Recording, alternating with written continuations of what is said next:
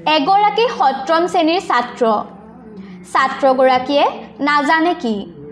সুন্দৰ কণ্ঠৰ লগতে ছাত্ৰগৰাকী পাৰ্গত ছবি অঁকাটো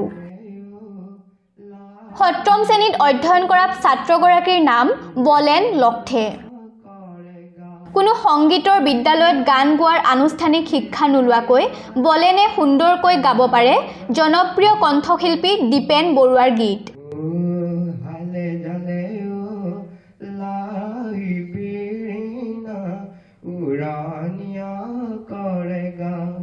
Hale jaleo lahi birina urania korega rini ki jili ki sahi dekha gine dekha কেৱল গানতে নহয় বলেন পাৰ্গত ছবি অঁকাটো কাৰ্বি আংলং জিলাৰ হমৰেঙত বলেন লক্ষেৰ ঘৰ যদিও অতি কম বয়সতে বিৰিঞ্চি বৰাই শিক্ষা গ্ৰহণৰ বাবে বলেনক লৈ আনিছিল নগাঁওলৈ বৰ্তমানেও নগাঁও জিলাৰ পলাশনীৰ বিৰিঞ্চি বৰাৰ ঘৰত থাকিয়ে বলেনে কৰয়নীৰ উচ্চতম মাধ্যমিক বিদ্যালয়ত কৰি আছে শিক্ষা গ্ৰহণ আনহাতে কৰয়নী উচ্চতম মাধ্যমিক বিদ্যালয়ৰ শিক্ষক-শিক্ষয়িত্ৰীয়ে বিদ্যালয়খনৰ ছাত্ৰ বলেন লক্ষে ভৱিষ্যতে এগৰাকী সুশিল্পী হোৱাটো কামনা কৰিছে মোৰ দীপেন বৰুৱা গীত গাই ভাল পাওঁ আৰু গাওঁ মোৰ ঘৰত ডেক আছে ডেকটোৰ পৰা শুনি গাওঁ য'ত তুমি কৰি দীপেন বৰুৱাৰ তুমি জানো নাম দি মাতিম গোৱাচোন কি নাম দি মাতিম তোমাক নিবিৰ গোপন কি জয় মায়া কি নামৰে সোণ পৰশত স্বৰ্ণালী হয় হিয়া যি নাম দি মাতা সেয়াই মিঠা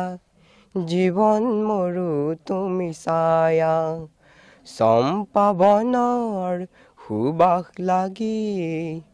উন্মনা মন হিয়া কি নাম দি মাতিম তোমাক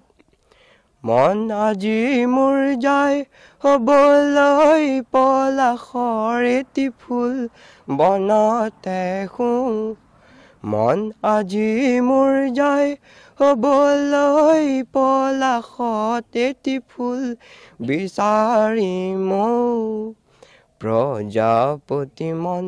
হয় উন্মন সুৰে উৰণীয়া চম্পা বনৰ সুবাস লাগি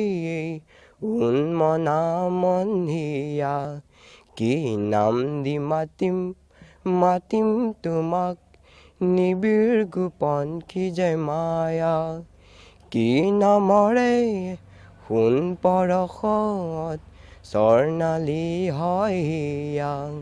যি নাম দি মাতা সেয়াই মিঠা জীৱন মৰু তুমি ছায়া চম্পা বনৰ সুবাস লাগি উন্মনা মন হিয়া কি নাম দি মাতিম তোমাক আকৌ ড্ৰয়িং ঘৰতে ল'ৰাজন খুবেই আগবঢ়া পঢ়া শুনাৰ উপৰিও তেওঁ খুব ভাল ছবি আঁকে আমাৰ বিদ্যালয়ৰ শিলালিপি নামৰ যিখন প্ৰাচীৰ পত্ৰিকা তাত যিসমূহ চিত্ৰ অংকন কৰা হৈছে বেছিখিনি বলেনৰ হাতৰ হয় তেওঁ এজন কাৰ্বি সম্প্ৰদায়ৰ ল'ৰা তেখেতে পলাশনীৰ বিৰিঞ্চি বৰাৰ ঘৰত থাকি পঢ়া শুনা কৰিছে এই চেগতে মই সেই মানুহঘৰকো আন্তৰিক কৃতজ্ঞতা জনাব খুজিছোঁ কাৰণ তেওঁৰ প্ৰতিভা সেই মানুহঘৰে চিনি পাইছে আৰু বিদ্যালয়লৈ তেওঁক পঠিয়াই দিছে আগবঢ়াই দিছে গতিকে বলনৰ নিশ্চয় সেই মানুহঘৰে যত্ন লৈছে লগতে মই কৃতজ্ঞতা জনাম মোৰ বিদ্যালয়ৰ সকলো শিক্ষক-শিক্ষয়িত্ৰীক যিসকলে তেওঁৰ প্ৰতিভা